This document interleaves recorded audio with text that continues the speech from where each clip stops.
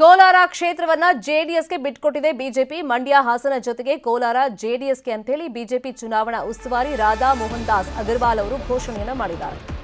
ಈಗ 2 ಸೀಟಿಗೋಸ್ಕರ ನಾವು ಮೈತ್ರಿ ಮಾಡಿಕೊಳ್ಳಬೇಕಾಗಿತ್ತ ಅಂತ ಹೇಳಿ ಮೊನ್ನೆ ತಾನೇ ಕುಮಾರಸ್ವಾಮಿ ಅವರು ಅಸಮಾಧಾನವನ್ನು ವ್ಯಕ್ತಪಡಿಸಿದ್ರು. ಈ ಬೆಳವಣಿಗೆ ಬೆನ್ನಲ್ಲೇ ಇವತ್ತು ದೇವೇಗೌಡರು ದೆಹಲಿಗೂ ತೆರಳಿದ್ದಾರೆ. ಸೀಟ್ ಹಂಚಿಕೆ ವಿಷಯವಾಗಿ ಫೈನಲ್ ಆಗಿ ಮಾತಾಡ್ಕೊಂಡು ಬರಬೇಕು ಅಂತ. ಇದರ ಮಧ್ಯದಲ್ಲೇ ರಾಧಾ ಮೋಹನ್ ದಾಸ್ ಅಗರ್ವಾಲ್ ಅವರು ಕೋಲಾರ ಕ್ಷೇತ್ರ ಜೆಡಿಎಸ್ಗೆ ಅಂತ ಹೇಳಿ ಅನೌನ್ಸ್ ಮಾಡಿದ್ದಾರೆ. ಅಲ್ಲಿಗೆ ಜೆಡಿಎಸ್ಗೆ 3 ಸೀಟನ್ನು ನಾವು ಬಿಟ್ಕೊಟ್ಟಿದ್ದೀವಿ, ಕೋಲಾರ ಸೀಟು ಜೆಡಿಎಸ್ಗೆ ಬಿಟ್ಕೊಟ್ಟಿದ್ದೀವಿ ಅಂತ ಹೇಳಿ ರಾಧಾ ಮೋಹನ್ ದಾಸ್ ಅಗರ್ವಾಲ್ ಅವರು ಹೇಳಿದ್ದಾರೆ. ಇನ್ನು ಅಭ್ಯರ್ಥಿ ಯಾರಾಗ್ತಾರೆ ಅಂತ ಹೇಳಿ ಜೆಡಿಎಸ್ ನಾಯಕರೇ ಡಿಸೈಡ್ ಮಾಡ್ತಾರೆ ಅಂತಾನೂ ಇನ್ಫಾರ್ಮೇಶನ್ ಕೊಟ್ಟಿದ್ದಾರೆ. ಜೆಡಿಎಸ್ ಇಂದ ಬಂಗಾರಪೇಟೆ ಮಾಜಿ ಶಾಸಕ ಮಲೇಶ್ ಬಾಬುಗೆ ಟಿಕೆಟ್ ಕೊಡುವಂತ ಚಾನ್ಸಸ್ ಇದೆ. ಇನ್ನು ಕಾಂಗ್ರೆಸ್ ಇಂದ ಮುನಿಯಪ್ಪ ಅವರ ಅಳಿಯ ಚಿಕ್ಕಪೆದ್ದಣ್ಣ ಅಥವಾ ಎಲ್ ಹನುಮಂತಯ್ಯ ಅವರಿಗೆ ಟಿಕೆಟ್ ಕೊಡ್ತಾರೆ ಅಂತ ಹೇಳಲಾಗ್ತಾ ಇದೆ. ಕಾಂಗ್ರೆಸ್ ಅಲ್ಲೂ ಕೂಡ ಕಗ್ಗಂಟಾಗಿದೆ ಕೋಲಾರ ಕ್ಷೇತ್ರ. ಅಲ್ಲಿ ಬಣ ರಾಜಕೀಯ ಜೋರಾಗಿ ನಡೀತಾ ಇದೆ. ಕೆಎಚ್ ಮುನಿಯಪ್ಪ ಮತ್ತೆ ರಮೇಶ್ ಕುಮಾರ್ ಬಣದ ಮಧ್ಯದಲ್ಲಿ. ಇನ್ನೊಂದು ಕಡೆ ಕೋಲಾರ ತಮಗೆ ಬೇಕು ಅಂತ ಜೆಡಿಎಸ್ ಕೂಡ ಕೇಳಿತ್ತು. ಈಗ ಫೈನಲಿ ಬಿಜೆಪಿ ಕೋಲಾರ ಕ್ಷೇತ್ರವನ್ನ ಜೆಡಿಎಸ್ಗೆ ಬಿಟ್ಕೊಟ್ಟಿದೆ. ಅಲ್ಲಿಗೆ ಜೆಡಿಎಸ್ಗೆ 3 ಕ್ಷೇತ್ರಗಳನ್ನ ಬಿಜೆಪಿ ಬಿಟ್ಕೊಟ್ಟಿದೆ.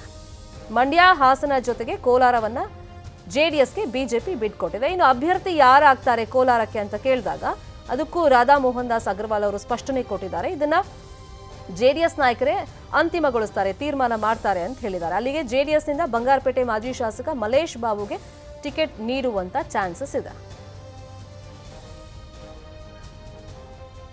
ಈಗ ಕೋಲಾರ 2 ರಾಷ್ಟ್ರೀಯ ಪಕ್ಷಗಳ ಪಾಲಿಗೆ ಒಂಥರ ಕಗ್ಗಂಟಾಗ್ಬಿಟ್ಟಿತ್ತು. ಒಂದ್ ಕಡೆ ಕಾಂಗ್ರೆಸ್ ಅಲ್ಲಿ ಬಡ ರಾಜಕೀಯದ ಬಿಸಿ ಇದ್ರೆ, ಇನ್ನೊಂದು ಕಡೆ ಕೋಲಾರದಿಂದ ಬಿಜೆಪಿ ಅಭ್ಯರ್ಥಿಯನ್ನು ನಿಲ್ಲಿಸಬೇಕಾ ಅಥವಾ ಜೆಡಿಎಸ್ ಅಭ್ಯರ್ಥಿಯನ್ನು ನಿಲ್ಲಿಸಬೇಕಾ ಅನ್ನೋ ಕನ್ಫ್ಯೂಷನ್ಗೆ ಫೈನಲಿ ಮೈತ್ರಿ ನಾಯಕರು ತೆರೆಯನ್ನ ಎಳೆದಿದ್ದಾರೆ. ಕೋಲಾರ ಕ್ಷೇತ್ರ ಜೆಡಿಎಸ್ಗೆ ಬಿಜೆಪಿ ಬಿಟ್ಕೊಟ್ಟಿದೆ.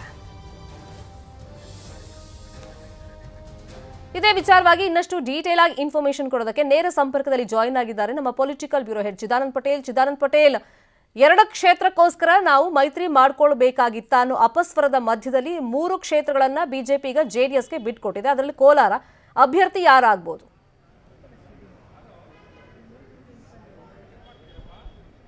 ಶರ್ಮಿತಾ ಶೆಟ್ಟಿ, ಜೆಡಿಎಸ್ ಮತ್ತು ಬಿಜೆಪಿ ನಡುವಿನ ಸೀಟು ಹಂಚಿಕೆ ವಿಚಾರದಲ್ಲಿ ಒಂದಷ್ಟು ಗೊಂದಲ ಉಂಟಾಗಿತ್ತು. ಈ ಗೊಂದಲದ ಕಾರಣಕ್ಕಾಗಿ ಮಾಜಿ ಮುಖ್ಯಮಂತ್ರಿ ಎಚ್ ಡಿ ಕುಮಾರಸ್ವಾಮಿ ಅವರು 2 ಸೀಟಿಗಾಗಿ ನಾವು ಇಷ್ಟೆಲ್ಲ ಒದ್ದಾಡಬೇಕನ್ನೋ ಮುಖಾಂತರ ಮೈತ್ರಿಯ ವಿಚಾರ ಸಂಬಂಧಪಟ್ಟಿಗೆ ಬಹಿರಂಗವಾಗಿ ಅಸಮಾಧಾನವನ್ನು ಹೊರಹಾಕಿದ್ರು. ಇದರ ಬೆನ್ನಲ್ಲೇ ಮಾಜಿ ಪ್ರಧಾನಿ ಎಚ್ ಡಿ ದೇವೇಗೌಡರು ಕೂಡ ಸೀಟು ಹಂಚಿಕೆ ವಿಚಾರದಲ್ಲಿ ಗೊಂದಲ ಆಗಿರುವ ಕಾರಣಕ್ಕಾಗಿ ಕೋಲಾರ ಕ್ಷೇತ್ರವನ್ನು ಬಿಟ್ಟುಕೊಡಲಿಕ್ಕೆ ತಯಾರಿಲ್ಲ ಮಾತು ಕೂಡ ಕೇಳಿಬಂತು. ಹಾಗಾಗಿ ಇವತ್ತು ದಿಢೀರ್ನ ದೆಹಲಿಗೆ ತೆರಳಿದರು. ಈ ಎಲ್ಲ ಬೆಳವಣಿಗೆ ನಡುವೆ ಇದೀಗ ಕರ್ನಾಟಕದ ಭಾರತೀಯ ಜನತಾ ಪಕ್ಷದ ಚುನಾವಣಾ ಉಸ್ತುವಾರಿಯಾಗಿರ್ತಕ್ಕಂಥ ರಾಧಾ ಮೋಹನ್ ದಾಸ್ ಅಗರ್ವಾಲ್ ರವರು ಇವತ್ತು ಭಾರತೀಯ ಜನತಾ ಪಕ್ಷಕ್ಕೆ 3 ಸೀಟನ್ನು ಬಿಟ್ಟುಕೊಟ್ಟಿರುವುದಾಗಿ ಇದೀಗ ಕಾರ್ಯಕರ್ತರ ಸಭೆಯಲ್ಲಿ ಈಗಾಗಲೇ ಬಹಿರಂಗವಾಗಿ ಹೇಳಿಕೆಯನ್ನು ಕೊಟ್ಟಿರುವಂಥದ್ದು. ಕೋಲಾರ, ಮಂಡ್ಯ ಮತ್ತು ಹಾಸನ ಕ್ಷೇತ್ರಗಳನ್ನು ನಾವು ಜೆಡಿಎಸ್ಗೆ ಬಿಟ್ಟುಕೊಡ್ತೀವಿ, ಅವರಿಗೆ ಬೇಕಾದ ಸೂಕ್ತ ಅಭ್ಯರ್ಥಿಯನ್ನು ಹಾಕ್ತಾರೆ. ಹಾಗಾಗಿ ಭಾರತೀಯ ಜನತಾ ಪಕ್ಷದ ಎಲ್ಲ ಕಾರ್ಯಕರ್ತರುಗಳು, ನಾಯಕರುಗಳು ಒಮ್ಮತದಿಂದ ಜೆಡಿಎಸ್ ಅಭ್ಯರ್ಥಿಯನ್ನು ಗೆಲ್ಲಿಸಬೇಕು ಮತ್ತು ಅವರ ಪರವಾಗಿ ಕೆಲಸ ಮಾಡಬೇಕಂತೇಳಿ ಸೂಚನೆಯನ್ನು ಕೊಟ್ಟರು.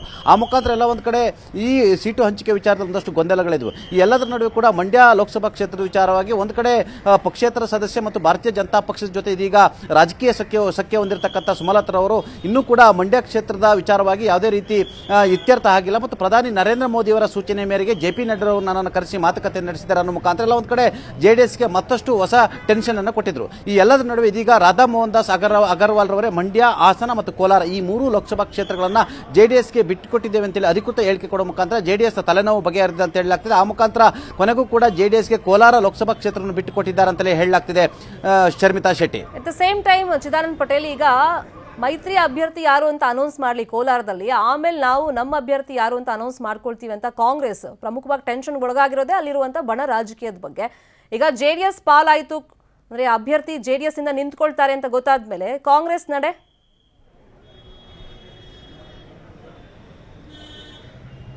ಶರ್ಮಿತಾ ಶೆಟ್ಟಿ, ಕೋಲಾರದ ವಿಚಾರ ಸಂಬಂಧಪಟ್ಟ ಈಗಾಗಲೇ ಜೆಡಿಎಸ್ನಿಂದ ಮಲ್ಲೇಶ್ ಬಾಬು ಅವರ ಹೆಸರು ಈಗ ಮುನ್ನೆಲೆಗೆ ಬಂದಿರುವಂಥದ್ದು. ಇದರ ಬೆನ್ನಲ್ಲೇ ದೇವನಹಳ್ಳಿಯ ನಿಸರ್ಗ ನಾರಾಯಣ ಸ್ವಾಮಿ ಹೆಸರು ಕೂಡ ಕೇಳಿ ಬಂದಿರುವಂಥದ್ದು. ಅಂತಿಮವಾಗಿ ಮಲ್ಲೇಶ್ ಬಾಬು ಅವರಿಗೆ ಜೆಡಿಎಸ್ನ ಅಭ್ಯರ್ಥಿಯಾಗಿ ಘೋಷಣೆ ಮಾಡುವ ಸಾಧ್ಯತೆ ಇರತಕ್ಕಂಥದ್ದು. ಆದರೆ ಕೋಲಾರ ಲೋಕಸಭಾ ಕ್ಷೇತ್ರದ ವಿಚಾರದಲ್ಲಿ ಕಾಂಗ್ರೆಸ್ ನಡುವೆ ಬಣ ರಾಜಕೀಯ ತಾರಕಕ್ಕೆ ಇರತಕ್ಕಂಥದ್ದು. ಒಂದು ಕಡೆ ರಮೇಶ್ ಕುಮಾರ್ ಅವರ ಬಣ ಮಾಜಿ ರಾಜ್ಯಸಭಾ ಸದಸ್ಯ ಎಲ್ ಹನುಮಂತಯ್ಯನವರು ಕೊಡಬೇಕು ಮತ್ತು ಅಲ್ಲಿ ಬಲಗೈ ಗುಂಪಿನ ಮತದಾರರು ಜಾಸ್ತಿ ಇರೋದ್ರಿಂದ ಎಲ್ ಹನುಮಂತಯ್ಯನವರಿಗೆ ಕೊಡಬೇಕಂತೇಳಿ ಪಟ್ಟು ಹಿಡಿದಿರುವಂಥದ್ದು. ಇದರ ಬೆನ್ನಲ್ಲೇ ಈಗಾಗಲೇ ಹಾಲಿ ಸಚಿವರು ಆಗಿರ್ತಕ್ಕಂಥ KH ಮುನಿಯಪ್ಪನವರು ತಮ್ಮ ಅಳಿಯ ಚಿಕ್ಕಪೆದ್ದಣ್ಣರವರಿಗೆ ಟಿಕೆಟ್ ಕೊಡಬೇಕಂತೇಳಿ ದುಂಬಾಲು ಬಿದ್ದಿರುವಂಥದ್ದು. ಈಗಾಗಲೇ DK ಶಿವಕುಮಾರ್ ಸೇರಿದಂತೆ ರಾಷ್ಟ್ರೀಯ ನಾಯಕರನ್ನು ಭೇಟಿ ಮಾಡುವಂಥದ್ದು. ಈಗಾಗಲೇ KH ಮುನಿಯಪ್ಪನವರು ಮಂತ್ರಿ ಆಗಿರುವಂಥದ್ದು. ಅವರ ಇನ್ನೋರ್ವ ಪುತ್ರಿ KGFನ ಶಾಸಕಿ ಆಗಿರ್ತಕ್ಕಂಥ. ಇದರ ಬೆನ್ನಲ್ಲೇ ಸಬ್ ರಿಜಿಸ್ಟರ್ ಆಗಿದ್ದಂಥ ಚಿಕ್ಕಪೆದ್ದಣ್ಣರವರಿಗೆ VRS ಅನ್ನು ಕೊಡಿಸಿ ಇದೀಗ ಅವ್ರನ್ನ ಕೋಲಾರ ಲೋಕಸಭಾ ಕ್ಷೇತ್ರಕ್ಕೆ ಕಣಕ್ಕಿಳಿಸುವ ಎಲ್ಲಾ ಪ್ರಯತ್ನವನ್ನು ಮಾಡಿದರು. ಆದರೆ ಅಂತಿಮವಾಗಿ ಬಹುತೇಕ ಮುಖ್ಯಮಂತ್ರಿಗಳು ಮತ್ತು ಅಲ್ಲಿರ್ತಕ್ಕಂಥ ಬಣ ರಾಜಕೀಯದ ಕಾರಣಕ್ಕಾಗಿ ಅನಿವಾರ್ಯವಾಗಿ ಎಲ್ಲ ಹನುಮಂತರವರಿಗೆ ಟಿಕೆಟ್ ಘೋಷಣೆಯನ್ನು ಮಾಡುವ ಸಾಧ್ಯತೆ ಇರತಕ್ಕಂಥದ್ದು,